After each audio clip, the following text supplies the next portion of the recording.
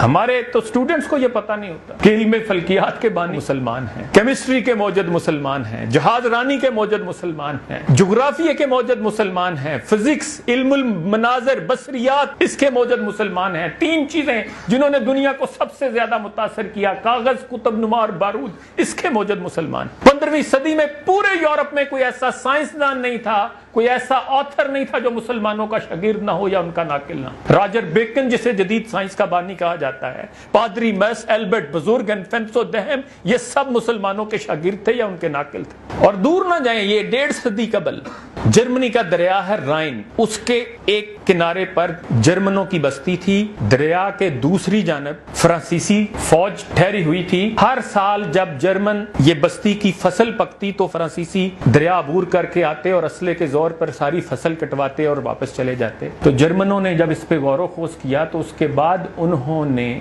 सल्तनत उस्मानिया के खलीफा को खत लिखा कि आप सुल्तान हैं, आप सारी दुनिया में अदल करते हैं, अपना लश्कर भेजिए ताकि हमें इस फ्रांसीसियों के इस जुल्म से निजात मिले। और सुल्तान ने इस पे गौर खोज किया और उसके बाद एक बोरे में कुछ वर्दियां भर के उस्मानी फौज की उनको भेजी और साथ खत लिखा, और उस खत में लिखा था कि फ्रांसीसी बुज़दिल हैं, उनके लिए सल्तनत उस्मानिया के यनीचरी, ये उनके दस्ते का फौज का नाम था, उनके लिए यनीचरी दस्ता भेजने की जरूरत नहीं है, हमारी वर्दियां ही उनके लिए काफी हैं, अपने किसानों को ये वर्दियां पहना दें। उन्होंने वो वर्दियां पहना दी तो फ्रांसीसी फौज भाग गई और उसके बाद उन्होंने अपने कस्बे की सबसे बुलंद इमारत पर उस्मानी फौज का झंडा आवेजा किया और हर साल उस वाक़े की याद में वो मेला मुनक्कद करते रहे। हलाकू खां महमूद गजनवी की कब्र पर आता है और लात मार कर कहता है कि सरज कब्र बर कुन तमाशा बबी,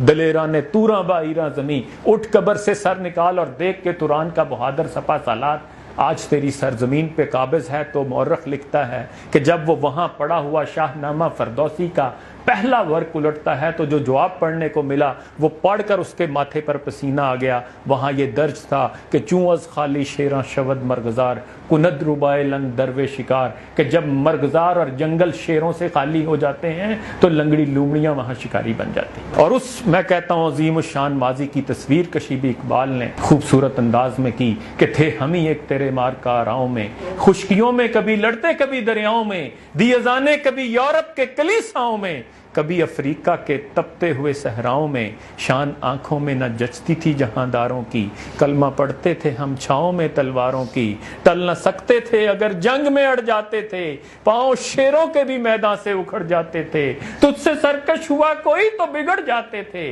देख क्या चीज है हम तोप से लड़ जाते थे, नक्श तौहीद का हर दिल पे बिठाया हमने, जेरे खंजर भी ये पैगाम सुनाया हमने, और दश्तो दश्त दरिया भी न छोड़े हमने, बहरे जुल्मात में दौड़ा दिए घोड़े हम। ये हमारा माजी था। और फिर इकबाल हमें शर्म दिलाते हैं कि थे तो आबाब वो तुम्हारे ही, मगर तुम क्या हो हाथ पर हाथ धरे मुंतजरे फरदा, तुझे आबा से अपने कोई निस्बत हो नहीं सकती, कि तू गुफ्तार वो किरदार, तू साबित वो सैयारा, गवा दी हमने जो इस्लाफ से मीरास पाई थी, सुरैया से जमी पर आसमां ने हमको दे मारा।